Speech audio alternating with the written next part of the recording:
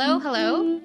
Welcome to Zephyr's Healing Podcast. In this episode, we're going to delve deep into the remarkable realm of self-healing, exploring the possibilities of reclaiming our health from conditions that are often deemed irreversible or untreatable. Our focus today will be diabetes, a condition that many believe cannot be reversed. But as you will discover shortly, there is an inspiring twist to this narrative. My guest today is a man of many talents, a well-known, award-winning British Armenian comedian, musician, entrepreneur, and actor Kev Orkian, who has appeared many times on TV shows such as Britain's Got Talent. He has performed for the royalties, such as Prince Phillip, who is known for his quirky humor, and he has traveled all around the world with his own shows. But today we're going to talk about another of Kev's achievements. It is in the sphere of health. Kev, it's an absolute pleasure to have you here.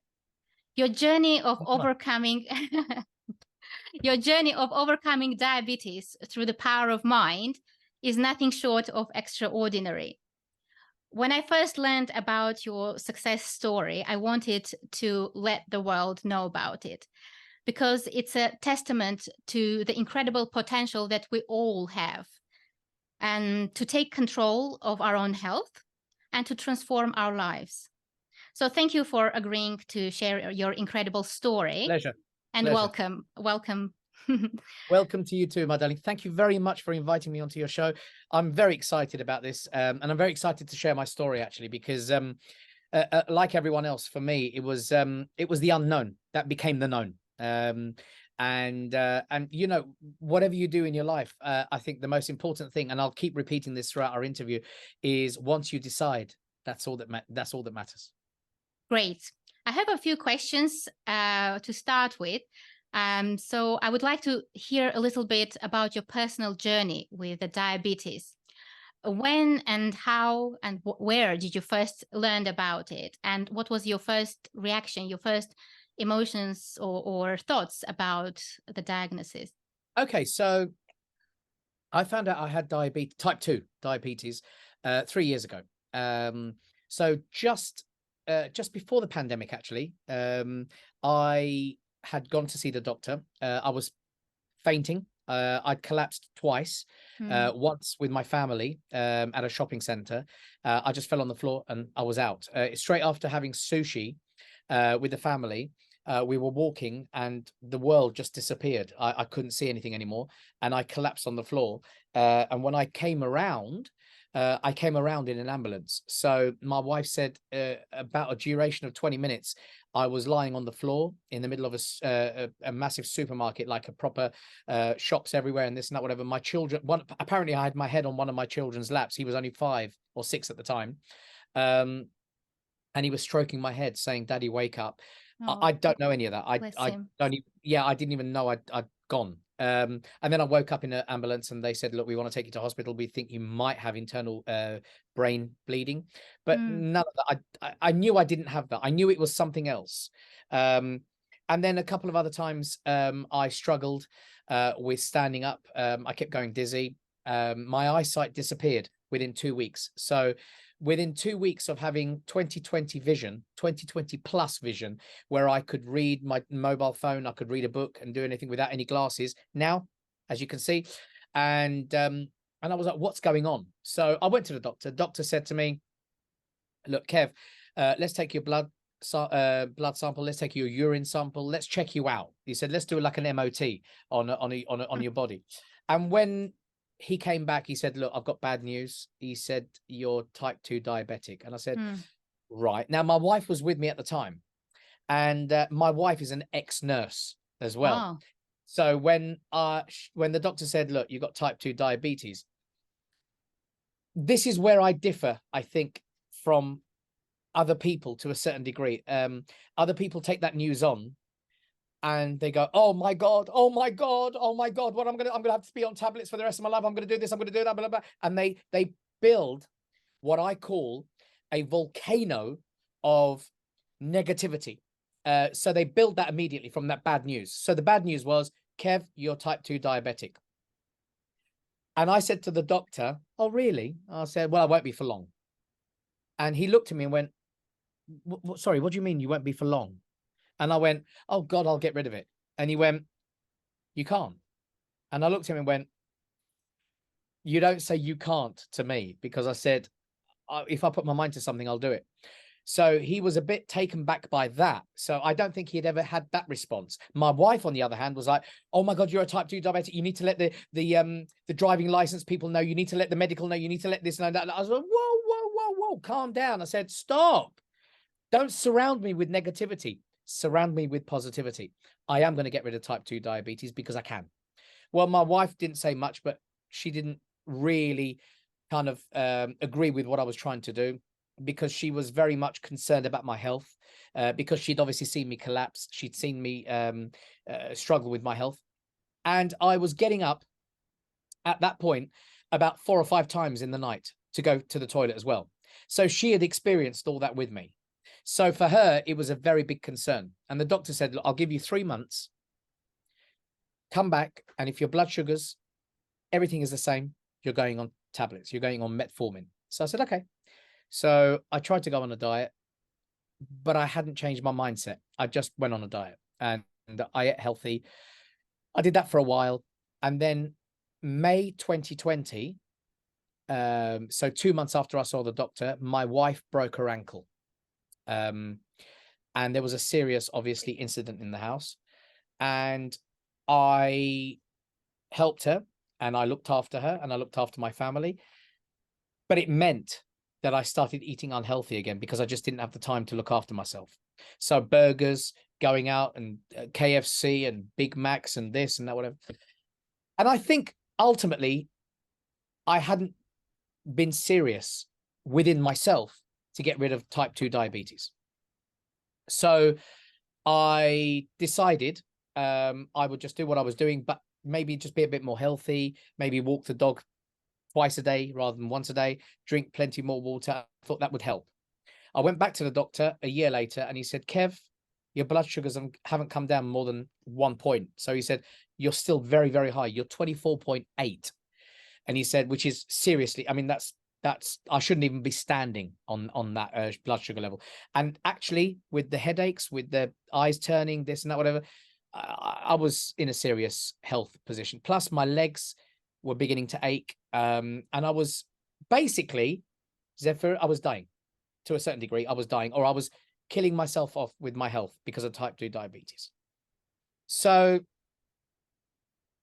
what did I do? Well, I went to the doctors. He told me again. I then took the prescription and I stuck it on my wall back here and I put on there, never.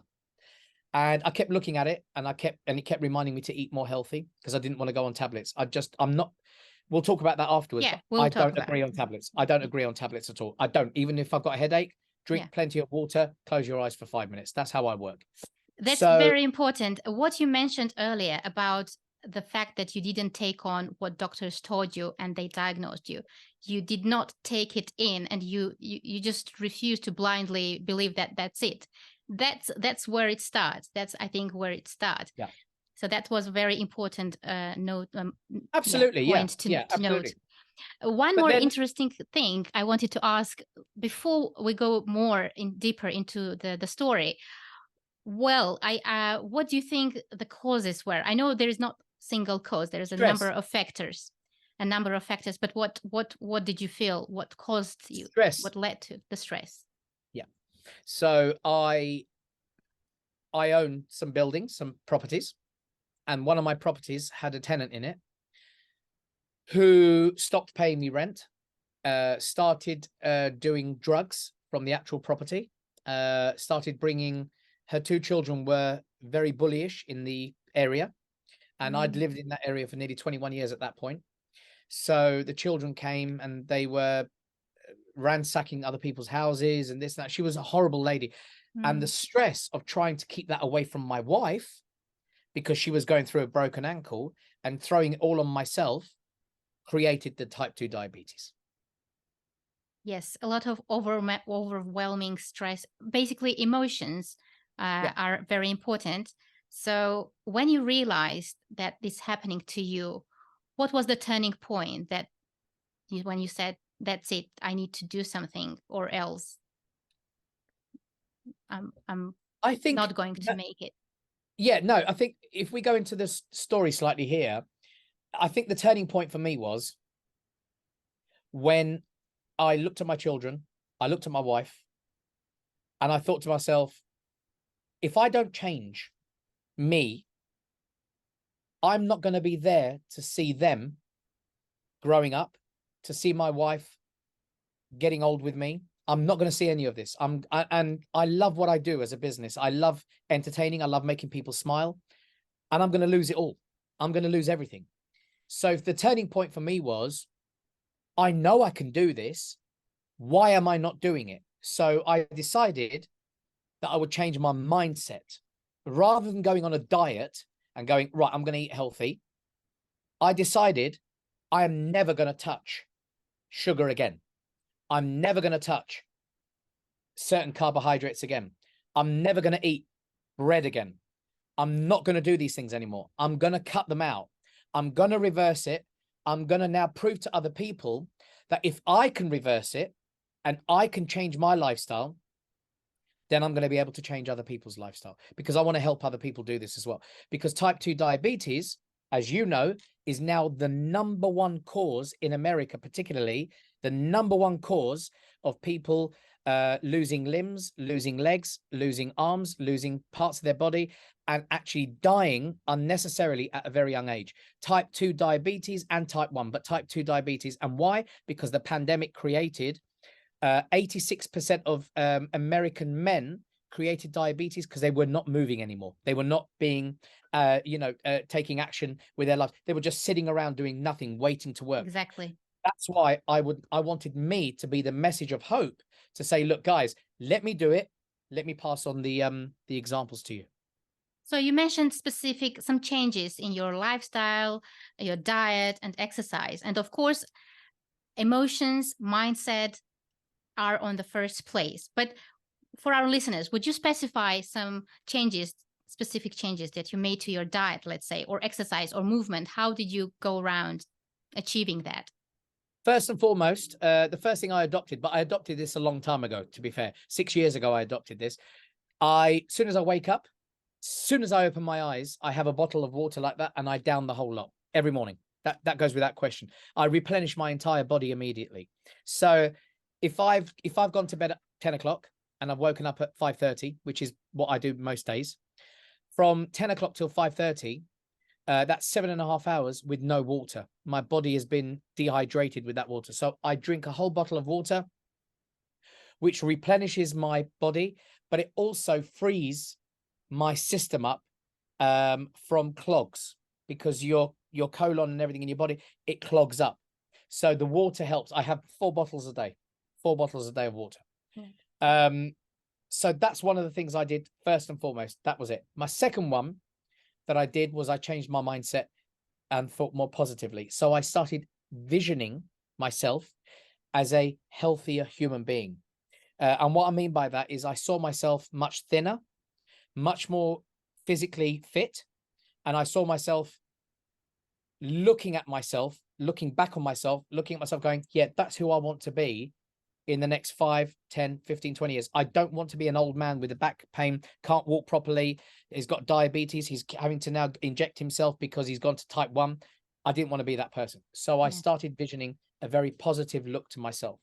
And third, I changed my entire diet plan. It all disappeared. So overnight, I struggled for a couple of days with headaches. But actually I changed my diet. And what I changed was I cut all carbohydrates, all of it. So everything from white carbs through to bread, pasta, rice, everything that I could have cut out, I cut out. I started adopting a different level of fitness, where I was basically drinking herbal content. So herbal mint tea, herbal teas. I was drinking, and I still do to this day, by the way.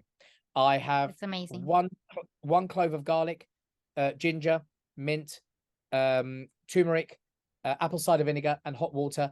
I do that most days, and I haven't been ill for years. I haven't even had a cold for years. So those kind of things. But even now, I still roast an entire garlic, a whole garlic, as in the whole lot, where there's got like maybe 10 cloves. I cut the top off. I add olive oil, extra virgin olive oil. I put it in the air fryer and I cook it for 15 minutes and I squeeze them out and I eat them because they're antibiotics. They're great for your body. Your breath doesn't smell, but they're fantastic for fighting off all infection and making your body healthy again. So everything was, for me, was about changing the person that I was and the things that I was eating. And I no longer eat any of it. Amazing, amazing. I do believe in that. And I do believe in the power of herbs. That's another topic, of course.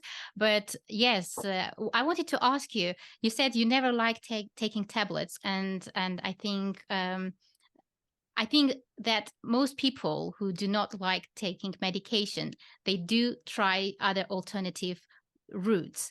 In your case, when did that understanding or consciousness come to you, or was it very early that you developed that approach?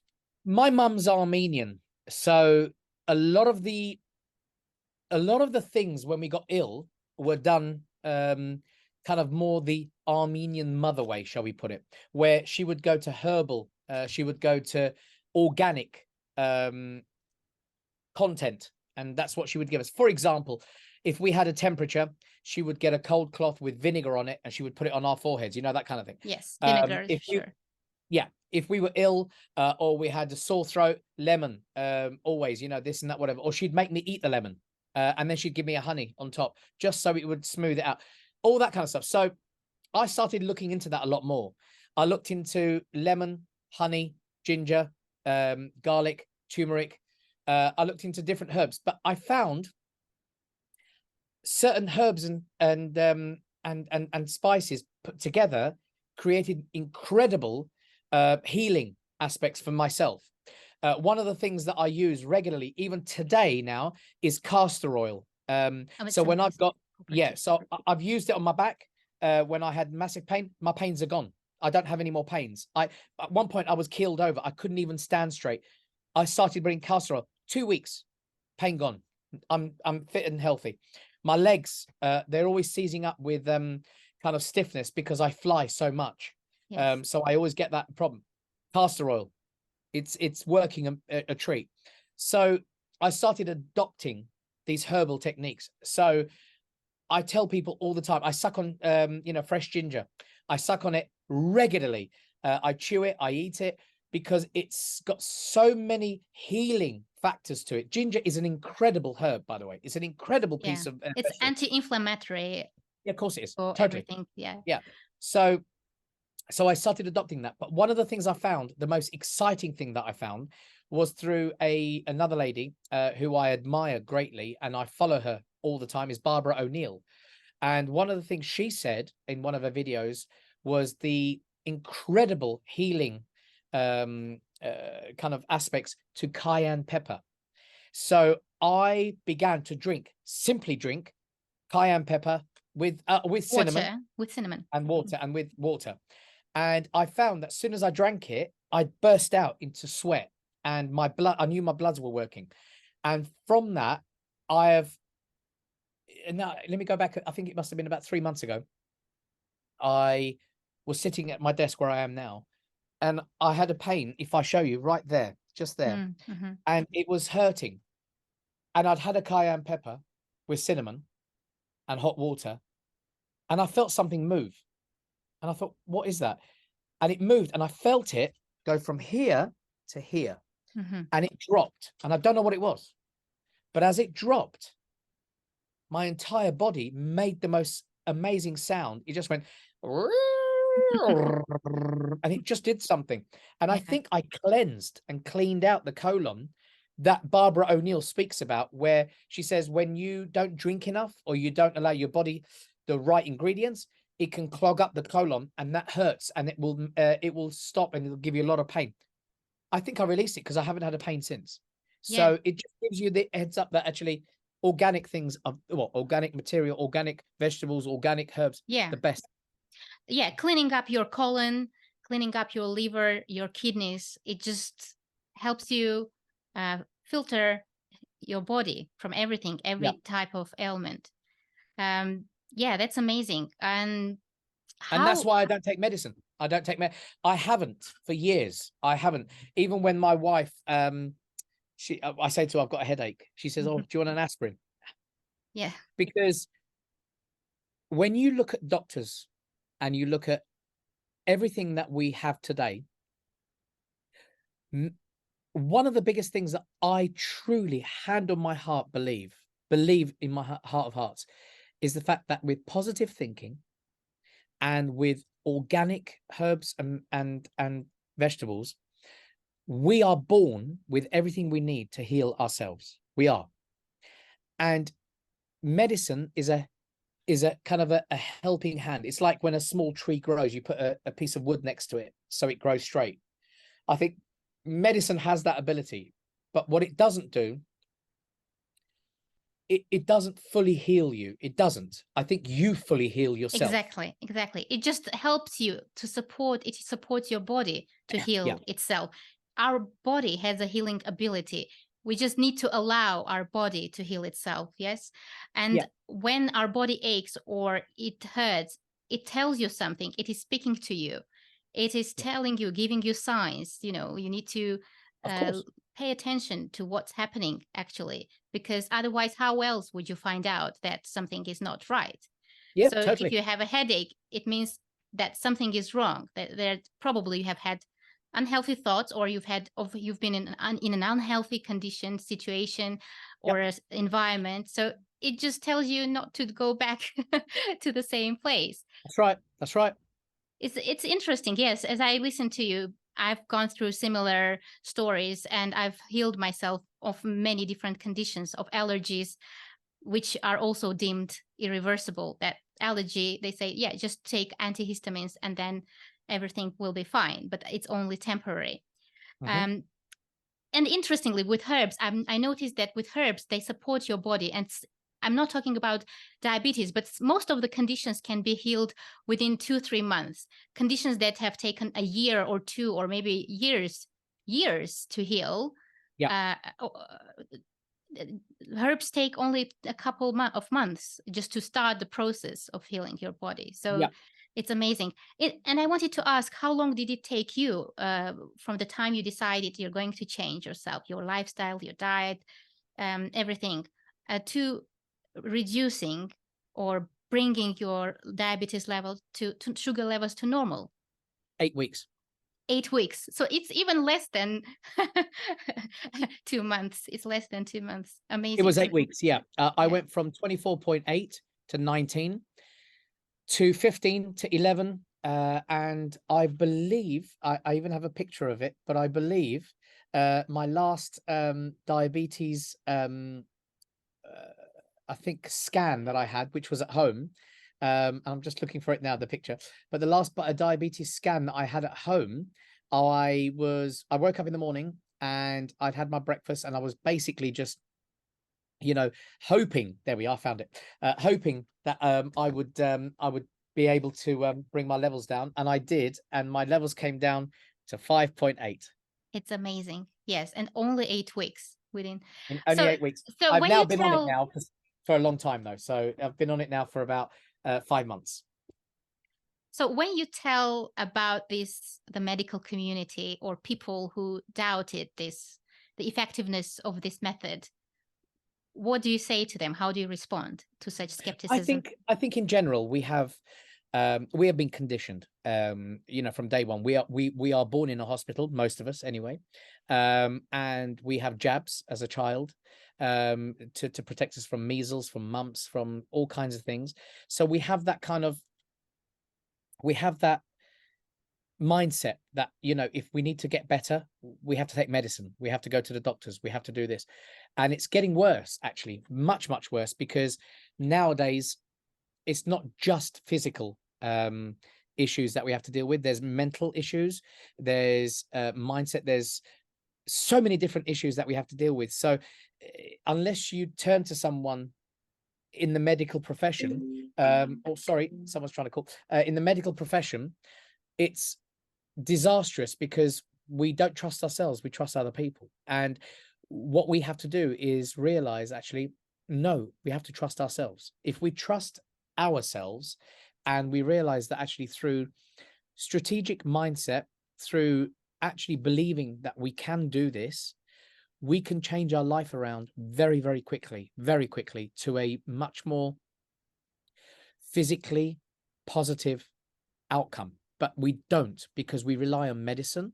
And I've read many, many books, as you can see. I mean, I don't know if you read, but I've got tons and tons of books. I mean, this is just some of the books that I've read, but, you know, I've read so many books on the mental capacity of what we can achieve. And I can tell you right now, you know, one of the things that still to this day absolutely shocks me is the fact that we have now categorically proven that you take 50 human guinea pigs, you give 25 real aspirins and 25 just, you know, non-aspirins. Yeah.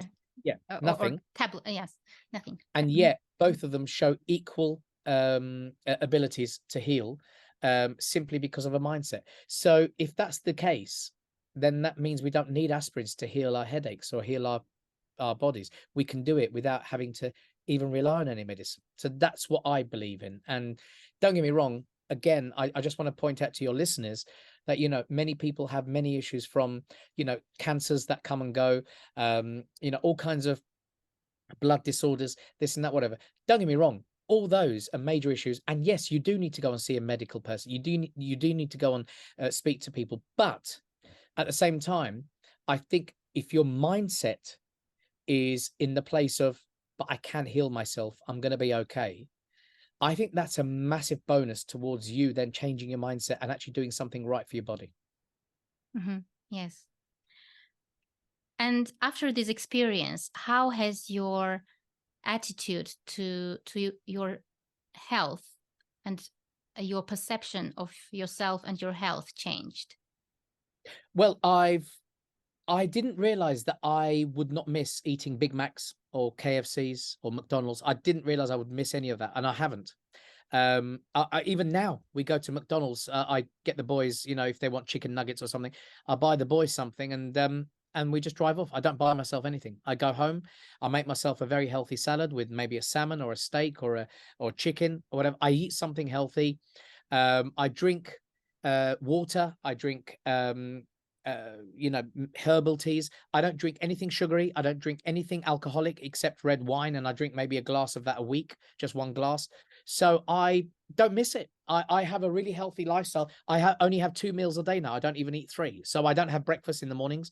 So my first meal of the day is at 11:30. I go and have lunch. That's till 12:30 for an hour, and then I come back, and then my second meal is at 5:30. I finish by 6:15, 6:30 for an hour, and then I don't eat again until the following day. So I give my body a massive fasting of over 18 hours before I eat again, and I don't miss it, and I'm not hungry. Yes, it's amazing when we change our mind, then our approach to certain things changes, even to food. I remember when I started practicing healthy diet and healthy living, I read that it's important not to drink water while you eat, to drink water either 15 minutes before you eat, or if you have eaten meat, even after 2 hours. So when I thought about it, I thought, this is no way I'm going to be able to do it. But when it became a habit, I realized I can live with it really well. So why did I think that it's impossible to do? So, I mean, there are certain things. I think it's developing the habit, developing healthy habits, which then make life easier. It becomes totally. normal. Because it's been we're conditioned. We're conditioned. From a baby, we have 3 meals a day: breakfast, lunch, dinner. Breakfast, lunch, dinner. We're conditioned. Yes. One of the things that I used to eat a lot of was vegetable oil or sunflower oil. And I haven't touched any of that for 7 years. I have extra virgin olive oil, and that's the only oil that I ever touch, simply because it's the healthiest. And I don't have salt. I have sea salt, or I have, you know, Celtic salt. So that's the only salts that I touch. If I feel like I need something sugary, I will have cinnamon in a coffee. I will have maybe cinnamon as a drink. So that's what I have as far as healthy sugary something goes. I don't have sugar. I don't put sugar in my mouth. And one of the reasons I don't is because I believe, and it has been proven, that sugar is the number one cause of cancer in the world. Because you're feeding cancer. Sugar feeds cancer. Yes. So if we can starve cancer in our bodies by stopping sugar, all sugars, then actually ultimately you're doing the first thing towards healing yourself. So yes. why don't you stop? But people don't. People have cancer and they still go out and smoke. Yes. They still go out and eat donuts. They still go out and have cake. They still put 2 sugars in their coffee every day. Why are you doing that? If you've got cancer, stop. That's the number one cause of cancer continuing to grow in your body, because it feeds on sugar. So if you can eliminate your own body and cancel all the sugar in your body to 0, then cancer's got nowhere to go. It goes, what do I do? What do I do?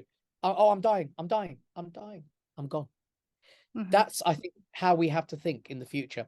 And unfortunately, we're very conditioned with the way we look at things. And for me, one of the biggest things, thank God, I don't have cancer.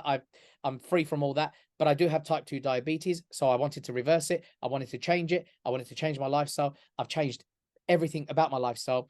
And today I'm very proud, and I'm about to launch actually my my program for people online to kind of get the recipes that I've used, get the lifestyle that I've adopted, and get the style and the techniques of herbs and spices and things that I've used to heal myself from type 2 diabetes. And I want to help other people do the same, because it's now the number one cause of death for men in the world. And that's just not good. I want men to grow old with their families. And if I can, and they can, then we'll be around for a while. So that's important. I salute that project. I'm sure a lot of people will be interested in more detail, because I think we have mentioned a lot of things in our program, which is a good start. But I think for those who would like to actually go and do and follow you in more detail, then probably that's the best place to start. Absolutely. And you lose weight.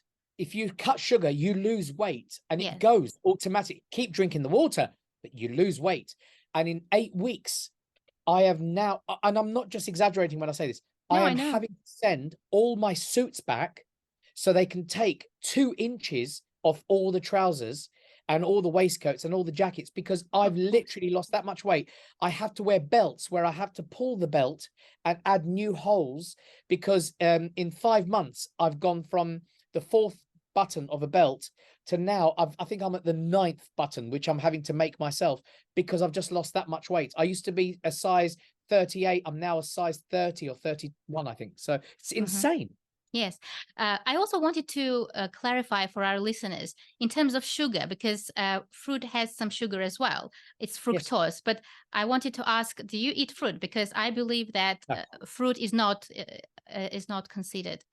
No, I don't eat fruit at all. You don't even the only things I eat on fruit, and I don't regularly, but I do if I feel like I want something sweet, is blueberries. That's the only thing I eat. I have been advised, and I've looked into it. I spoke to an Armenian lady actually in Los Angeles who is a nutritionist. And one of the things that she also pointed out, which I wasn't aware of, and I've now looked into it a lot more and I've studied it a lot more, is certain vegetables that contain sugar when it's hot, when it's boiled, when it's cooked. Yes. And 2 of the biggest culprits, which I absolutely love, but I don't eat anymore, is carrots and parsnips. Yes, they change their taste. Both of which are insanely full of sugar, and I actually did eat a load of carrots, and I went and checked my blood sugars, and I spiked. I was 5.8. I spiked to 11.1. So it just shows you the amount of sugar that's in just carrots alone. So I don't touch any of that now. All right. I have only a couple of questions left, and I think this is going to shut down in a minute. I think it's only 40 minutes, but a couple of questions that I have left is any specific authors or resources you would recommend to our listeners? Yeah, that might be interesting, exploring mind-body connection. Absolutely. And Barbara O'Neill. Look her up on Barbara, Instagram. Look her up on TikTok. She's being cancelled by the government regularly. Her videos are being taken down by TikTok and Instagram because what she's talking about is insanely brilliant. And I've downloaded all her videos and I read and I watch them carefully. She's brilliant. Every part of it, from telling you about garlic through to putting ginger on your skin to get rid of eczema. It's amazing. Mm-hmm. And finally, if we manage this, what message would you like to share with our listeners, especially Believe in those? yourselves. You've got the power to do anything and everything to change your life. Believe in it. Believe in yourself.